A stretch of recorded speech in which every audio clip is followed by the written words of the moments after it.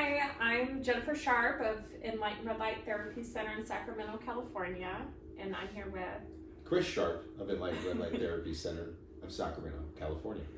We opened Enlighten 4.5 years ago, so we've been doing this for a long time, but we've decided to have a conversation about it, and also we wanted to share Chris's story.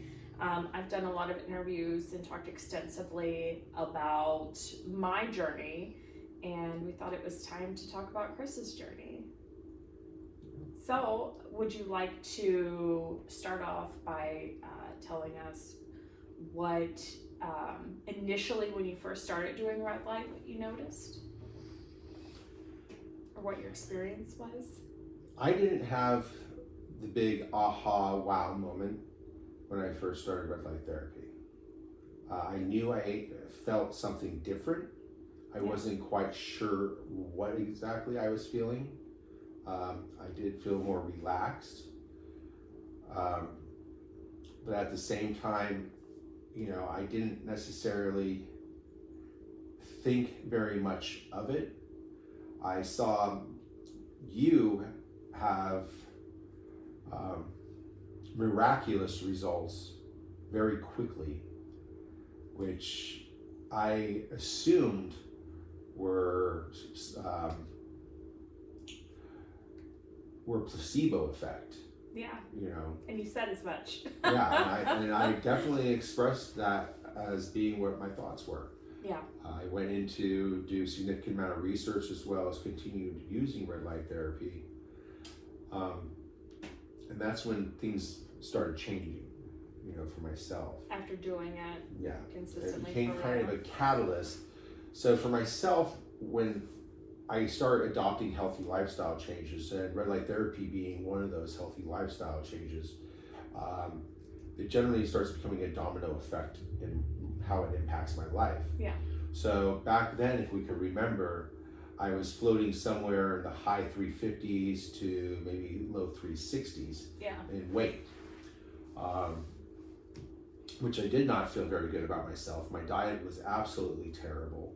But also, at the time, you had been my caretaker for a number of years. Yes. So you were also highly stressed. Yes. Right? Absolutely. Because of all of that. Also, our diet was subpar just because I wasn't able to cook and go to the grocery store and things like that. So it really all fell on your shoulders, and it really truly was easier to go through a drive-through than because of all the other things and I would say that you were doing. The food part didn't fall on my shoulders as much my waistline. On your waistline, When it came down to the burden was laid upon those who worked the drive-through window and would know me by first name.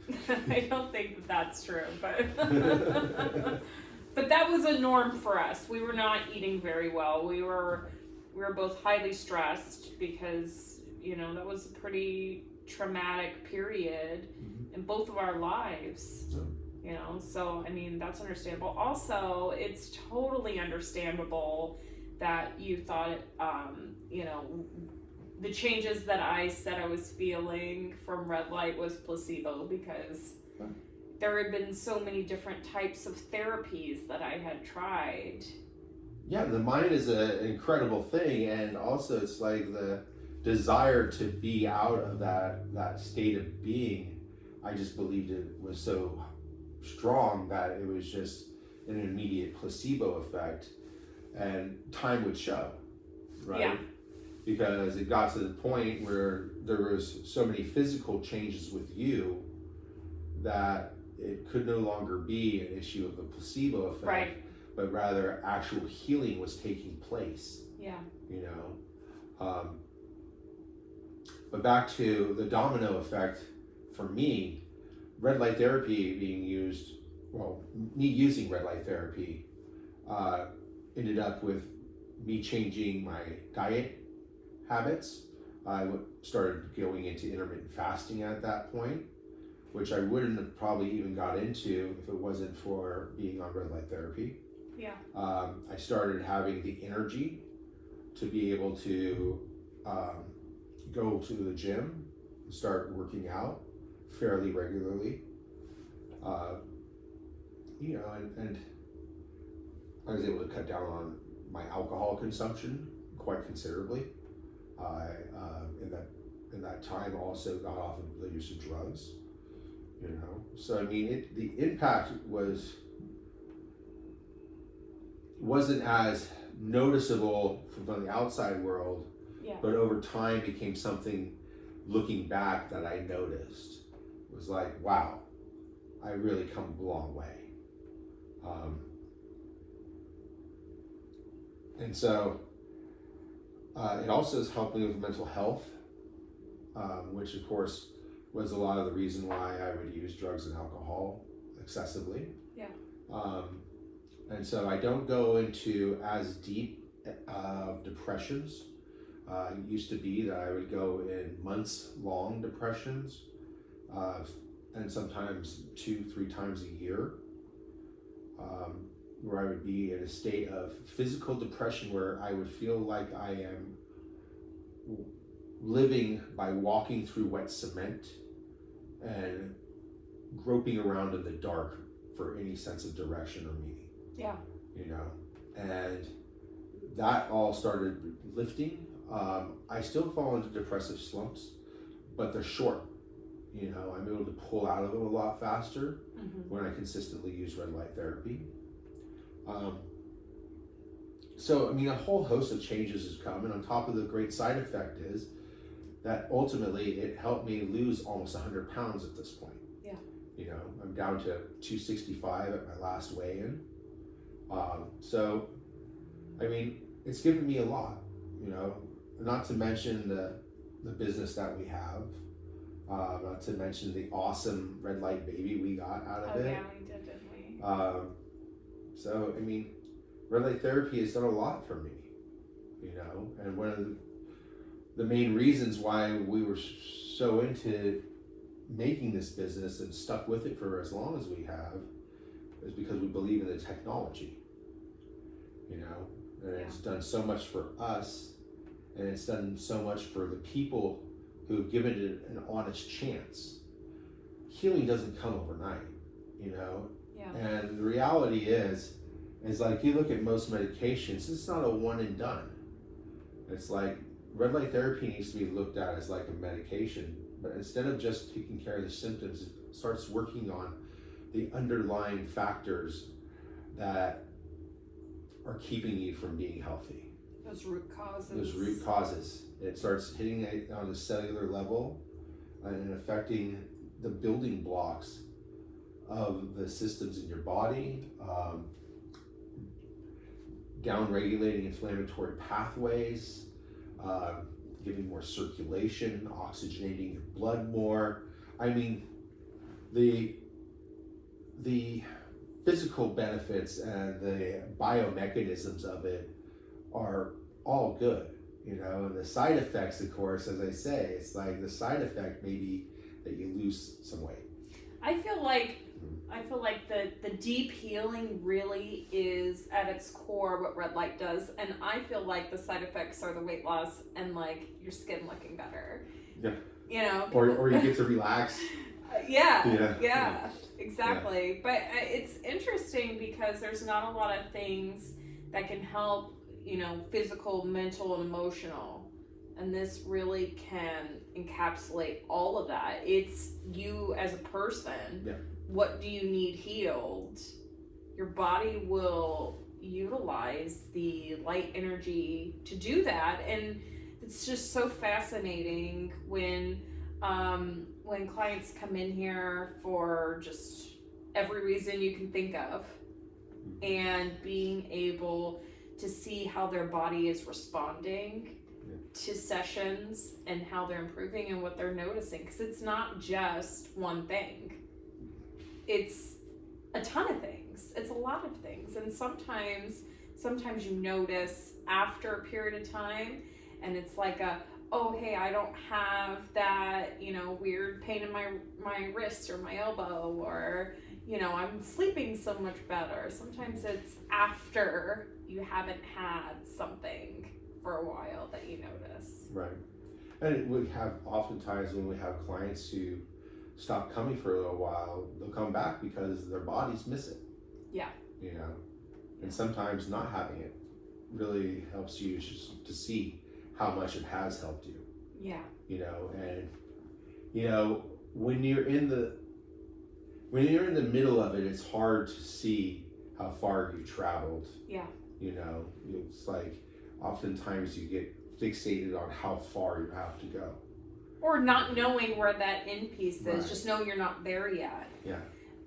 When we have clients that have like traumatic injuries or things that are chronic that they have for a long time, stuff with mobility or cognitive or something, some system in their body is just chronically in dysfunction.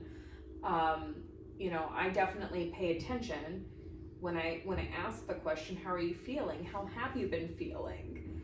You know, what they're saying, what they're noticing as far as how things are changing. And I know that in all the healing I've done, I had quite a long journey, but in all the healing that I've done, it was nice and it was helpful to me in those times to keep motivated by reminding myself how far I've come. So something that I do with our clients is I definitely try to remind them, we've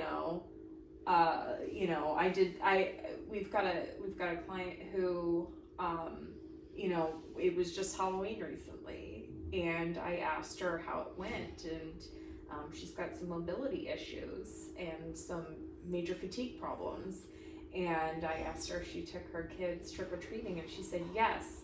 I only went to so many houses. I can't remember, she said 6 or 8 houses. But that in of itself for her was milestone moment, because she wasn't able to do that a few months ago. And it wasn't just walking the length of 6 to 8 houses. It was all of the homes had steep driveways or steps to go up. Plus, she was holding like a 40-pound baby. Okay? So it's like, baby. Well, toddler. Okay, Yeah. Toddler. Fine, semantics. But, when you're juxtaposing that to how things used to be for her, that's amazing. Yeah. Amazing. So it's like, it's so important to celebrate those moments if you're going through something that's long lasting, because it really does help you see. And that's definitely something that I find to be helpful for people who are going through that, because that's something that I needed when I was going through things. It is hard to see how far you've come if you've got a long way to go, but it's so important to remind yourself of that. I remember how big of a deal it was the first time I was able to tie my shoes without being completely winded. Yeah. Yeah. And one of the great parts about what we do here is I don't get to always see the clients as much as you do, because I do more of the work in the back end. Yeah. But when I do get to see the changes in people that are noticeable, yeah, especially when it comes to their attitude towards right? the world, and Yeah. just how they carry themselves. Yeah. That You can when they feel come it. in and they just have they come in bitter, hopeless, sometimes angry. Yeah. And just having not feeling the best. Yeah. And they carry themselves in that way, and the world gets to feel that vibe off them. But when that changes, and then all of a sudden the light comes on, risk of a bad pun there, right? And they actually, you can see that they have some joy in them all of a sudden. That there's hope all of a sudden. Yeah. That they are able to smile. It's a legitimate smile. That when they get here, they have that when they walk through the threshold of our business, that they have that relief automatically starting to happen just by coming in, because they know what's going to happen. Yeah. And that's one of the big moment. payoffs. That's the big payoffs. And it's like we've had some characters, not to be named, who I've got to see that, who've been absolutely dreadful personalities to deal with, but who ultimately became really awesome people along the way. The same could be said about me on my journey. Yeah. I definitely felt very sour for a long time and angry and frustrated. And also, when you're in a lot of pain, generally, you're not sleeping very well, which can definitely affect your mood regulation and all of that. So, I mean, I definitely have been there in my own right,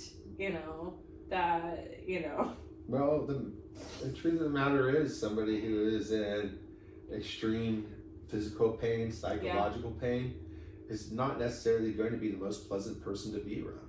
No. No. And that's the unfortunate truth about it, and it's another reason why it's such a payoff when you see somebody get to that point where the light's turned on, where it's like, because when they get to that point, it's like, also there's a rippling effect going on in their life.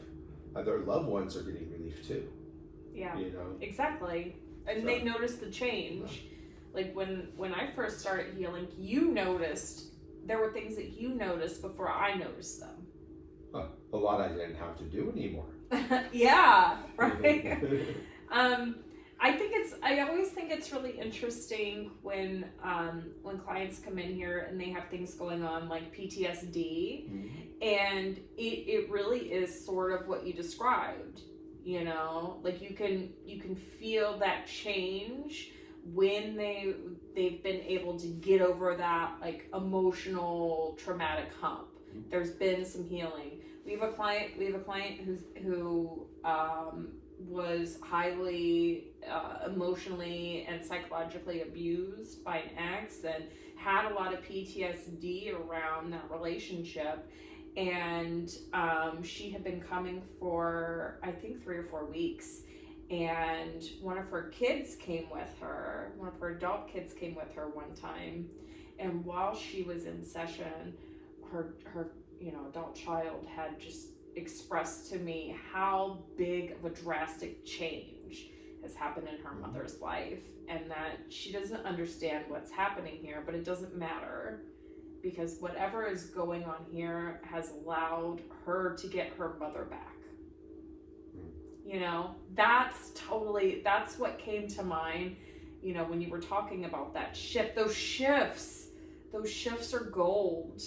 And being able to be a part of people's healing journeys is really just fascinating, and it really makes everything that we do by having a small business totally worth it. Totally. Those moments, when you see the shift in people, when they see the shift in themselves, and when the people around them, because the better you feel, the more healing you're able to do in all the different ways, the more you're able to show up for yourself, show up for the other people in your life, and have that ripple effect in life, make those, positive connections, how you are, how you're coming across to other people. And sometimes it's like, I like to say sometimes I can't see I. Yeah. Because it's like every day, unless I have a reflective surface, I can't see my face, for instance. I can see the tip of my nose, got a couple of hairs there. But when it comes down to it, it's like sometimes other people will see the change in us a lot quicker than we ourselves will see it. Yeah. And so, I mean, it's nice to have that outside input, from somebody who's seen the change before you do. Yeah. And I got to see it, I think. I don't know how much I saw it before you did. Well, what I remember about those days is initially, like the first, I'd say maybe the first 3 months had the most rapid change. I'd say 5. Well, 5 months for sure. 5 months was transformative. Okay, 5 months. But, I mean, as far as that first 3 months was really pivotal, because had I not noticed all of that in that short period of time, I would have stopped. I would have gone on to other things or given up maybe. I don't know. I had been struggling for so long.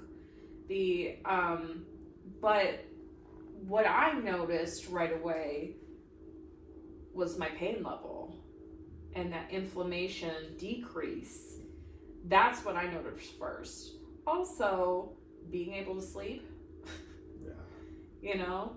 I mean, those are the initial things that I noticed. My pain level is down, my inflammation is down. I'm actually getting some sleep. I can relate to that. I had 20 plus years of insomnia that red light therapy helped me with. Yeah, so sleep could not be more pivotal. And just the impact sleep has on your health, positive or negative, you know, is astounding. Yeah. You know, because it does affect all aspects of your life if you're not getting proper sleep. And doing a couple decades of proper sleep didn't exactly have me ahead of the game. Yeah. The first 3 months, my focus was, okay, I'm feeling better, which means I can move more. And I was really, really focused in those times in moving more, because prior to doing red light, I was really limited. Yeah, I was really bad before we, you know, found this and I started doing sessions. I was really, really bad. Maybe the worst ever, you know. It had been 6.5 years of struggle, and but those first 3 months, my entire focus was on moving, you know, moving more, doing more, trying to walk. And I spent a lot of time in those days taking my walker and going around our circular driveway and just doing laps and just walking, because I could walk, you know, and I would try to do more and add to it. And I had been losing weight, but I didn't notice that because I didn't care about that. I cared about how am I feeling and how am I moving. My weight was so far down the list of things that were important to me at that time, you know. And I had started losing weight, and you had told me, and other people around me had told me, but I didn't see it. But I also wasn't focusing on that.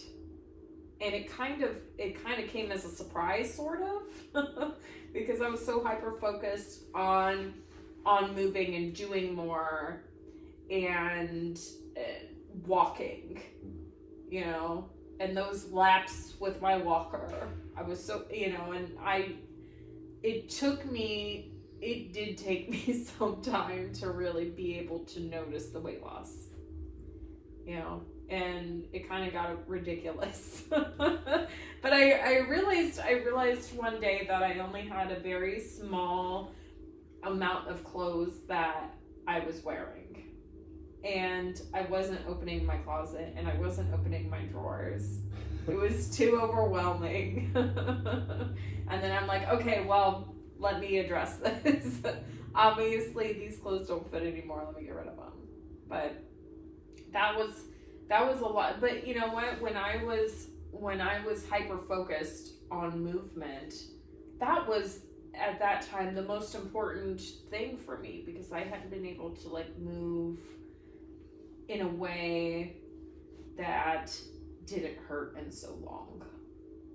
So that pain level and the mobility really, really was key. For me, the weight loss was secondary. That was that happy, you know, other thing that happened, because that wasn't my goal. That wasn't the thing I was working on. I definitely needed to lose weight. I gained a lot of weight through, you know, how we were really surviving through that traumatic time in our Well, life. just also being highly inflamed all the time doesn't help that either. Highly Being on inflamed. all the medications The doesn't meds. help with that. You Yeah. know, so many factors outside of Yeah. the poor diet. You know, It didn't help. didn't help. It didn't help. But I mean, like, as we both started to feel better, we started to do more things. So it's that ripple effect you were talking Right. about earlier. We were able to stack more things on there. But that's one of the things I like to point out about small changes adding up. Yeah. You know, it's like the small changes really add up, and just if you constantly be in the mindset of I could just be a little bit better than I was yesterday. You know, Yeah. whatever that may be. I mean, whether it be health wise, psychologically speaking, when you're achieving, whatever. It's a matter of like, can I be a little bit better than I was the day before?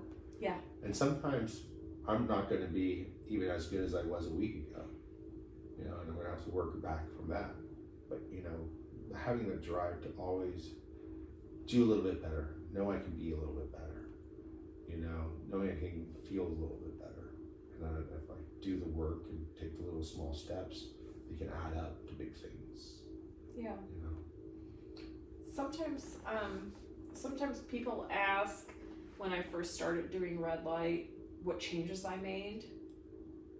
In those early days, truly the only thing that I changed was my water consumption. Oh yeah. That was the first thing. Intermittent fasting like forced me to consume a lot of water, because it's how one of the hacks of hunger management is Right. consuming a lot of water. So when I'd be hungry, I would then pound down a pint glass worth of water or so, and you chug that down, and it's like, sure, you're going to be peeing a lot, but nonetheless, that hunger is going to be subdued for quite some time. So, somebody's trying to lose weight. I mean, if anything, adopt water. Get People water think in your that's life. crazy too. People think water. It's interesting because the scan that we do shows the hydration level of somebody, and I would say the average person who comes in here when they first do their first scan is dehydrated. Even though we talk about make sure you're hydrated, we suggest at least 20 ounces. You know, at some point it's just noise. I drink about a gallon a day. Yeah. And I still find myself when I'm getting my scans in the yellow. Yeah. You know, so I get it. I'm constantly running to and from the bathroom, you know, throughout the day. But ultimately, I know water to be one of the best habits to be taken on if you're trying to live a healthier lifestyle. And it's like one of the simplest ones that Yeah. you can adopt. Yeah. You know, so. But I do always find it funny that people are like, I don't like water. How can you drink that much water? And it's like, if you look at all the liquids that you drink in your day, Yeah. 20 ounces is not obscene. Well, somebody will be with a 44-ounce super gulp, you know, and Or a 44-ounce coffee. yeah, well, I don't know. I guess that would be Dutch Brothers or something, right? Yeah, we'll drink things like that, and we'll not even consider drinking water. No. And I get it. I mean, water doesn't necessarily taste great. You know, it's not the greatest tasting thing, but it also, if it's good water, it doesn't taste like anything besides like water. Right. You know, so granted, it's not exciting. I think probably nowadays people drink a lot more water than when I was young. Oh, definitely.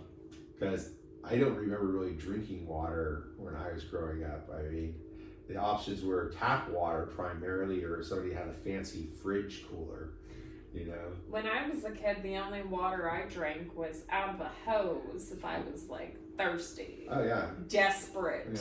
Yeah. It wasn't the usual. I didn't grow up drinking water. My parents didn't drink water. It wasn't a thing. No, and I think that also has a lot to do with why people don't necessarily have the water habits, Because if you were not raised to drink a lot of water, there's a better chance that you probably as an adult were not drinking water. Exactly. Our little boy, that guy drinks water. He's serious about water. That dude drinks his water. He'll even ask for that over a juice. Yeah. So that delights me. I gotta tell you, that really does make me happy to see that we're instilling those healthy water habits with him. Yeah. I would have been drinking a Coke when I was his age. I know, Kool-Aid, Coke.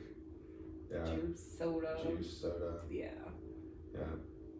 He's serious about water. So that's, but he's the liquid out of a maraschino cherry jar.